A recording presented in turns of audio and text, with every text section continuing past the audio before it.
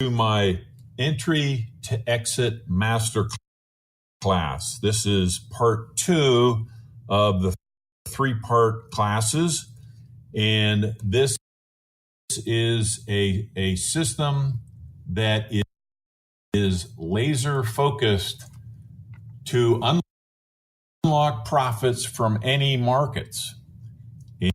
And the 3 key principles that we use are the regression channel to look for an entry. We look for the measured moves to tell us where the trend is going. And then we apply, once a measured move is made, we apply the Fibonacci extensions to give us a good place to take profits. If a measured move goes against us, we get out with a loss. I've used this laser focused system for 35 plus years. Finally honed them into what I believe is the best system available to be used in any market. Part 1, we reviewed the 3 principles. We talked about some current recent trades and how easy it is to spot a trade and get in. And then some of my rules for success using the 3 principles, thinking about the thoughts that the most successful traders have had and applying those principles to that. Part 2, what we're going to be doing is I'm going to be showing you step by step how to set up your charts. First, I'm going to be going over them here on my presentation.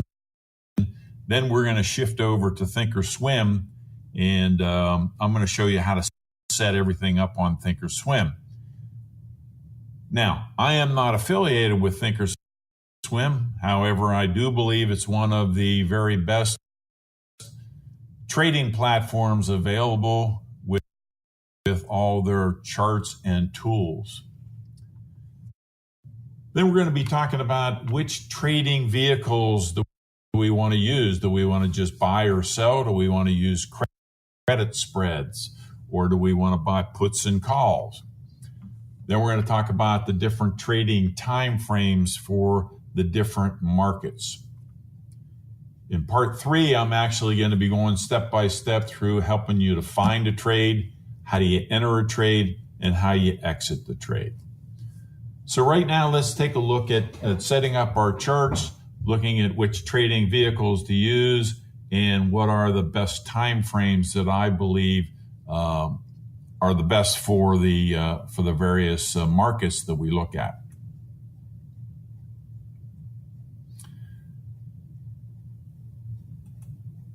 Okay, we're going to start out with the 1-year daily chart of Google. And when you first start in Thinkorswim, this is what you'll see. It basically is 1-year daily, and it is bar charts. The green is a positive day. The red is a negative day. But this is kind of the default that you'll see when you go into Thinkorswim. The first thing I do is I change this to candlesticks. I think candlesticks tells you a lot about who won the day. If it's a red bar, that means the bears won the day. And if it's a green bar, that means that the bulls won the day. I think that's a lot of information on a day-to-day basis. The next thing I do is I put in the regression channels. And we start out with the regression line, and that's the black line. And remember, that's calculated with 50% of the price above and 50% below. This actually is put in automatically with Thinkorswim once you put in the plus or minus 1 standard deviation.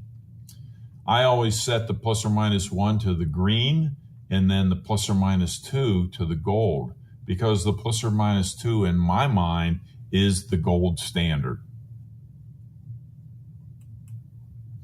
Then we're going to be looking at some measured moves, how to draw measured moves.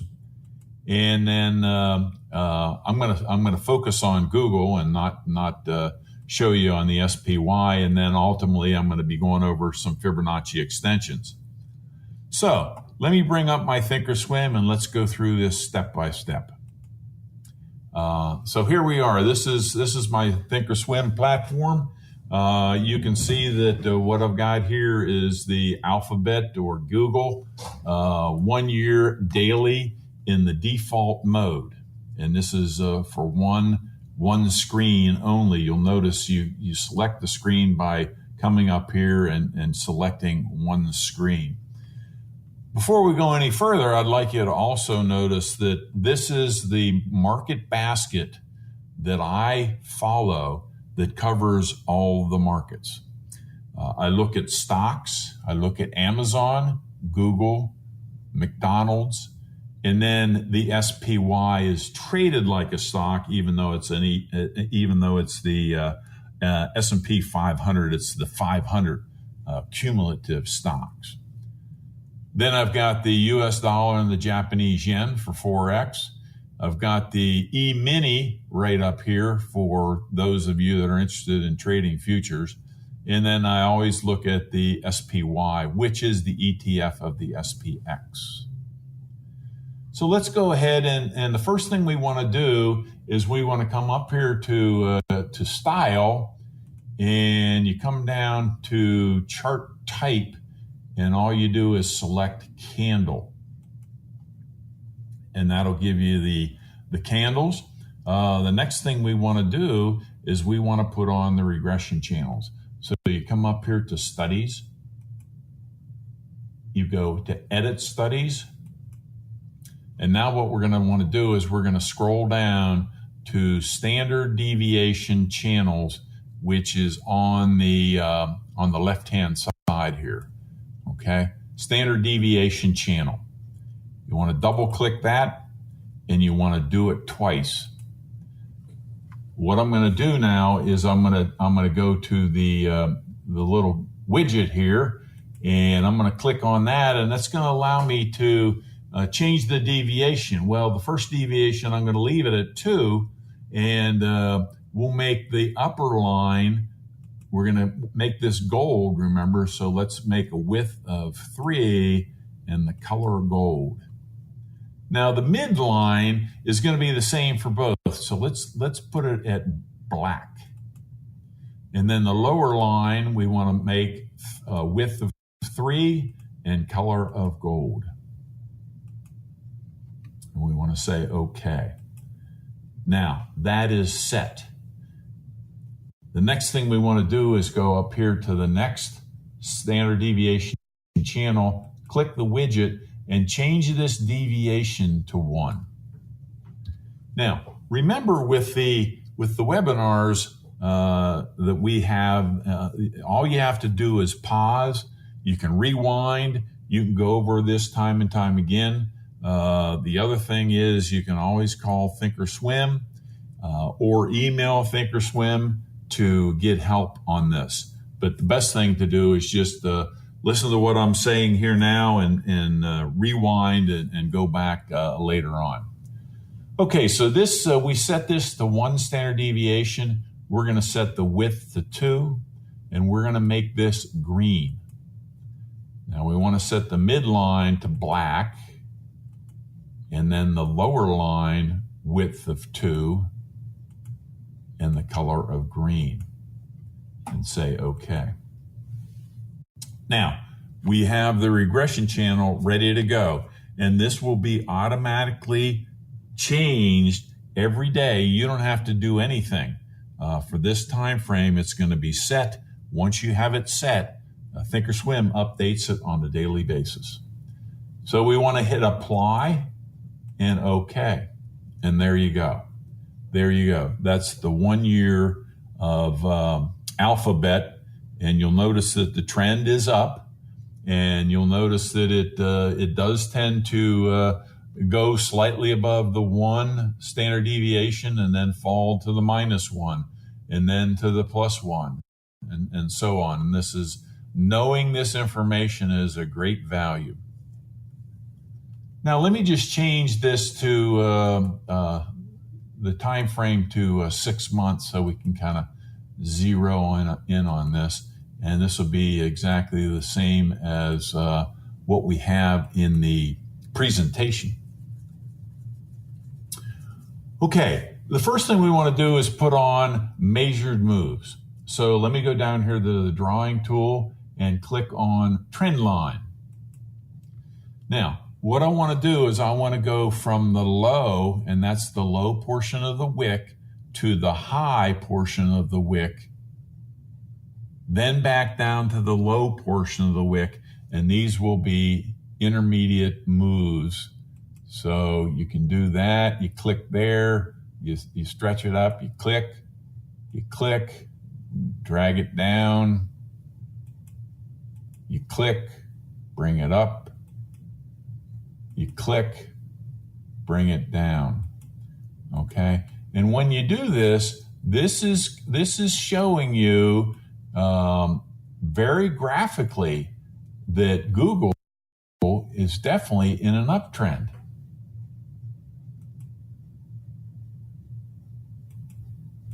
And I do this religiously on whenever I've got a new high or a new low.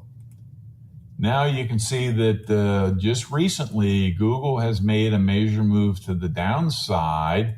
So once it was up around between the +1 and the +2, it started to come on down. And there is a measured move it made right there. Okay, and there's where we are at the low, the current low. Okay, so this measured move now, you can see that a measured move was made right here on the May 11th of this year. It went from a low to an intermediate high to a higher low, and then a higher high right here on the 10th of May. Well, it did pull back, and it made another measured move right here on the 6th or the 1st of June. Okay, there was the low, there's the intermediate high, a higher low, and then a higher high. So the uptrend is continuing. Then we had another measured move right here, confirmed on the 14th of June. We had a low to a high to a higher low to a higher high. Then it pulled back, but made another measured move right here on the 17th of July. Continued on up, changed directions, made a measured move to the downside right here on August 16th, made another one on September 5th, and we are currently in that downtrend with Google. Okay, we're getting more information there. Now, the next thing you want to do is you want to see where these measured moves, where the Fibonacci's can take you. Now, all you have to do is come down here to the drawing tool once again, and on the right-hand side, the right-hand column, you'll see a tool that says Fibonacci Extensions. You just click that tool, and to put on a Fibonacci extension, you go from the low, go to the high, click, drag down to the higher low, click, and there you go. There's the 127. Is that uncanny or what? That's almost to within a tick of where it pulled back. Now, I always look at the 127. If you want to look at others, all you have to do is say Edit Properties and come up here and choose the 161 or the 261. I like the 127.2 because it hits that about 68% of the time. Okay, then we had a second measured move, so let's go ahead and put a Fibonacci on that. We'll go from the low to the high to the higher low. I can't make this up. I can't make this up. Okay? Comes up and pulls back. Okay, so we had one measured move there. We had another measured move here. Let's see what this measured move gives us. Come up here. Drag down here. Whoops, didn't get that one. Let me undo that one. Start over again. Left click, drag, left click, click. Okay, there's the 127. So this one actually, it took two measured moves before it hit to the 127. And not only that, but I'm going to put on the 161 here and just show you that it gapped through the 127. Well, if it gaps through the 127, there's a good possibility it's going to go to the 161. To the tick, it did. To the tick. Now, at this point in time, you've hit the 161. It's between the +1 and +2. Sounds like it's time to get ready to go short or just sell the stock. Now we're in a downtrend. We go down, come up to the lower high, and there's the 127. Then we have, and there's the measured move. We look at the second measured move. Come down, come back up. 127. Going right through that. So probably it's going to go to the 161. And that's where we are currently. This is how you put the principles on your chart. We got the regression channel that kind of gives you a good feel for whether a stock or an ETF or a Forex or a future is oversold or overbought. Then you can put on measured moves, and that's going to tell you where the trend is. Then once you have a measured move, you can put on Fibonacci extensions, and it can tell you when it is a good time to take profits. I hope this was helpful. Remember, you can replay it as many times as you want. The only thing that Thinkorswim will not help you with, they'll help you put on this regression channel and show you how to put these lines on, show you how to do the Fibonacci extension. They'll help you with any of that, okay?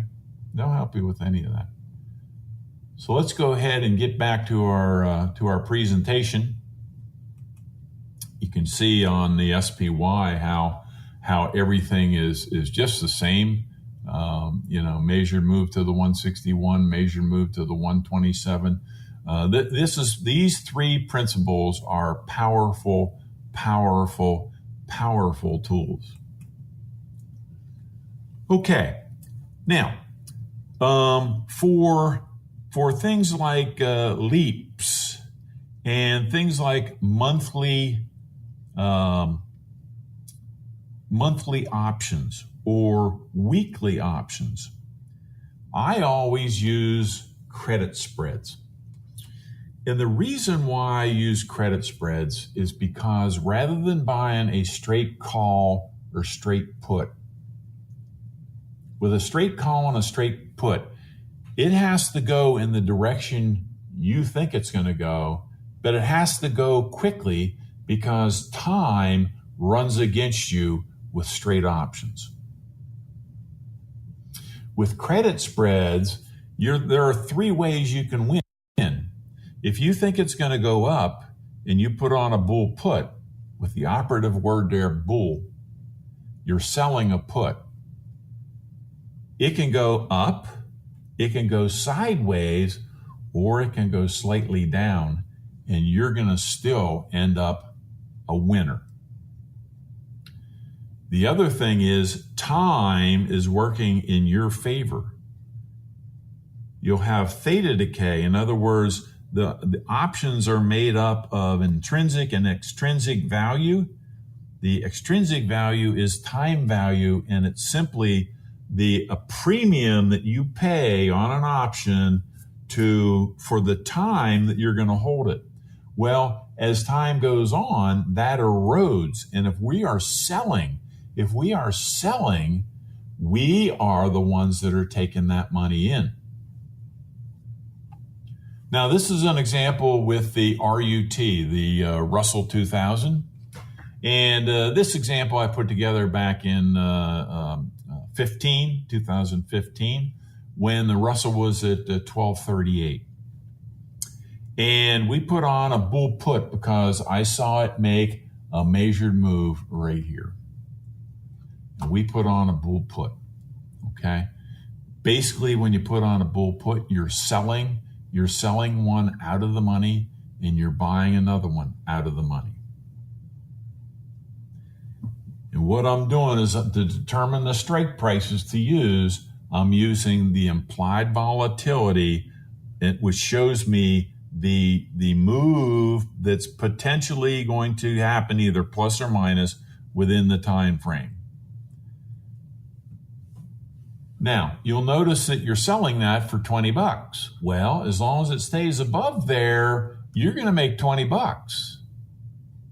However, I think that's very risky, so I always buy a put further out of the money for protection and take the difference between the two as my net credit. Now, by buying this, what does that do? That helps to reduce the margin required by the brokers. And even though you don't get the full $20, you only get $2.80. The margin required for a credit spread is 10 times less than the margin required to sell naked. So the net is that you can make as much money on a percent basis selling credit spreads as you can with selling naked. And you can do a lot better because of the fact that you can make money when it goes in the direction you're looking for, it goes sideways, or it goes slightly against you. And you've got protection, and time is working in your favor. All those reasons I always trade credit spreads, never calls and puts. Now here's a bear call. The operative word is bear. When you are bearish over something, and this is Google back in 2015 when it was at 565. It's interesting. This was back in 2015. Google right now has doubled that. That should be Google right here. But a bear call, what you're doing is you're selling a call out of the money and then buying one further out of the money and getting the net credit. Now, the net credit is you have to go all the way to expiration to get that. I never let credit spreads go all the way to expiration. When I get about 80 to 90% of the total amount that I'm looking for, I will get out and not be at risk for the remaining time.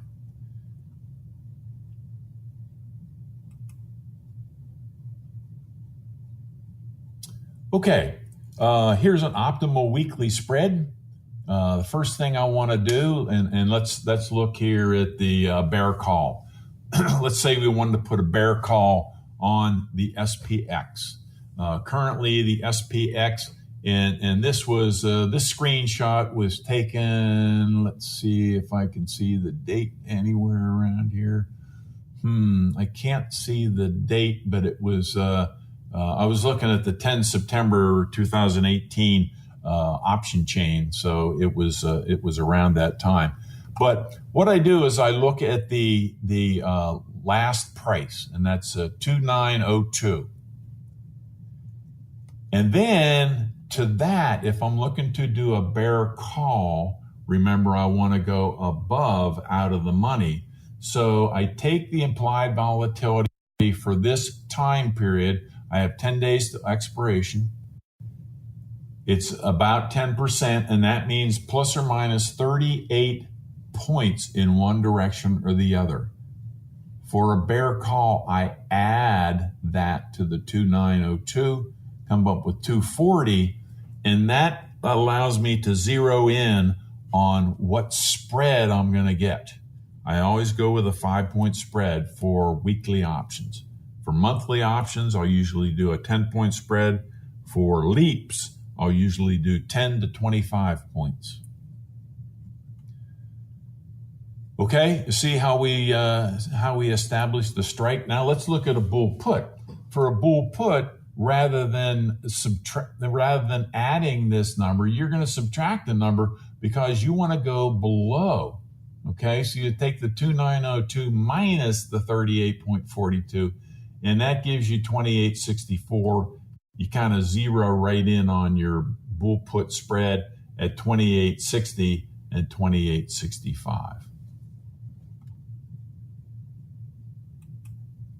Okay, what's the optimal time frame and trading vehicle?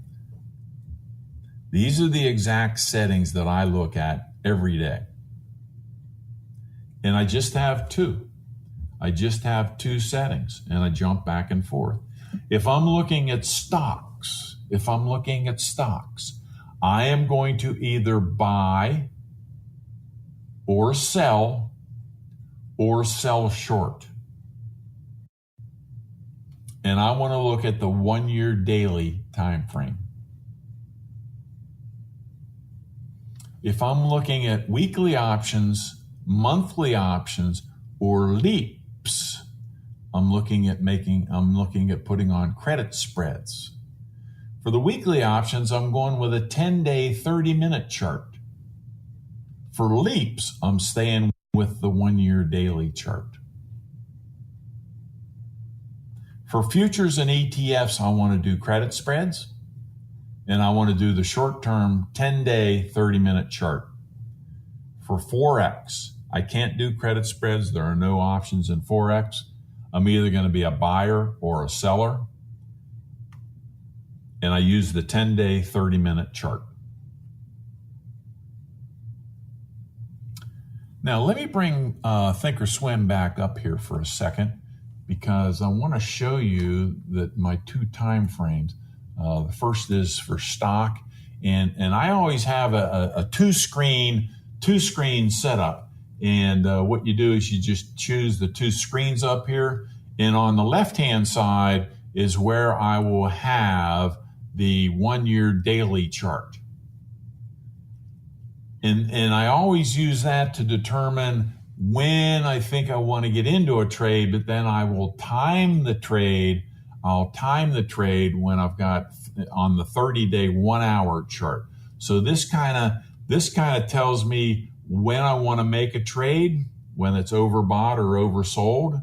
Okay, with Google being oversold right now, I'm looking for it to be right down around here so that I can pick it up at a low and move on up. And we just recently put on a monthly credit spread on Google.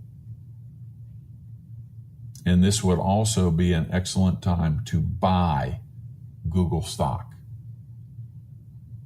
You might want to wait till it gets down a little bit lower, but there's no if it did go a little lower, you can always buy some more.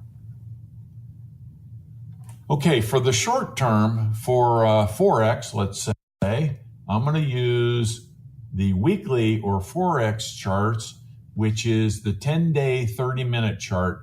And I'll just look at the 30-day, 1-hour chart over here just for a little bit longer term look. But this is the screen that I trade off of. This is a screen that I've been showing you.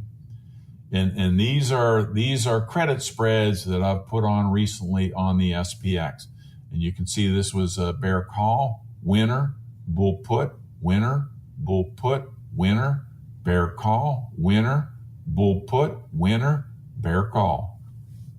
It's an extremely powerful trading system.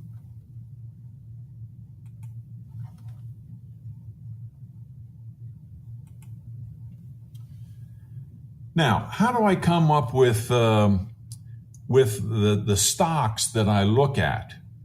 Well, every year I go through and I look at which are the best markets, and then I go through or the sectors, if you will. Then I go through which are the best stocks in that sector based on the cash from operation. This is when we look at net earnings is only half the story. People in business know that it's cash from operations that really make a business sing.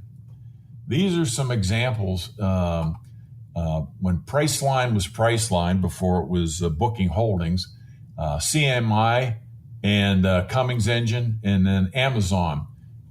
Notice that the black line here is the S&P 500, and it's been normalized to zero. Over this time period, Amazon outperformed the general market 2,000%.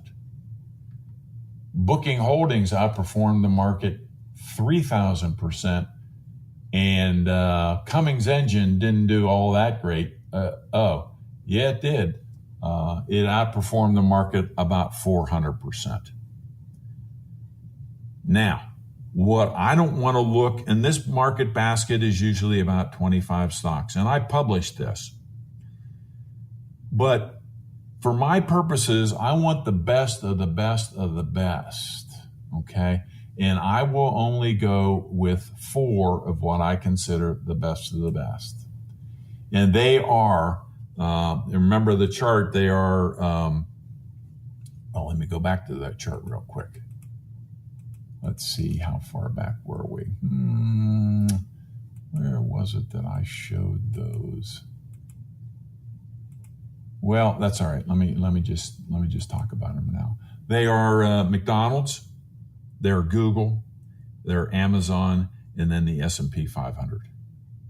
Those are the 4 stocks that I look at in the market basket. Okay, so let's apply the principles to some random stocks. Here's Amgen.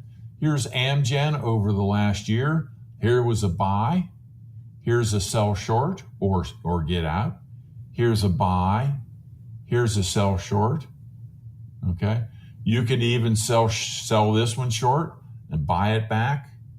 Okay, a lot of information on these charts. Here's another stock at random. Harley Davidson. Oh, Home Depot. Thought HD was Harley Davidson. And see, you'll notice that the more you look at these charts, the more you'll become familiar whether plus or minus 1 is more powerful than plus or minus 2. For Home Depot, here was a good buy right down here at -1, and then a good sell up here at the +2. But then it came down to the -1 again and gave another good buy. Another one at random would be a Starbucks. Starbucks, good place to buy, good place to sell, great place to buy. And you're looking at this chart, and most people are selling, saying, get me out of here, get me out of this stock. And we go, thank you very much, I'll take that from you, and off it goes. Here's Apple. Good place to buy. Good place to buy. Great place to sell. Now let's take a look at the weekly options. We got, of course, for the weekly options, I look at the SPX, and you can see that this was an outlier. What do you think would be a good thing to do when it got down here? Absolutely. And up she goes. And up she goes, up around the +1, +2. Good place to sell? Yep, sure was. Good place to buy? Yep, sure is. Okay. This is an extremely powerful system. Okay, here's just another random stock, Medtronic, and you might say, well, I don't want to buy the stock outright, but what I'd like to do is sell a leap. And you'll notice right down here that it made a major move to the downside, not quite to the -1. It was at the 127. You say, well, at this point in time, I want to buy a credit spread leap. You'd probably want to buy a bull put and probably put it down around here. And you'd want to hold this for at least 3 to 6 months. 1, 2, 3. Probably want to get rid of it up here. Winter.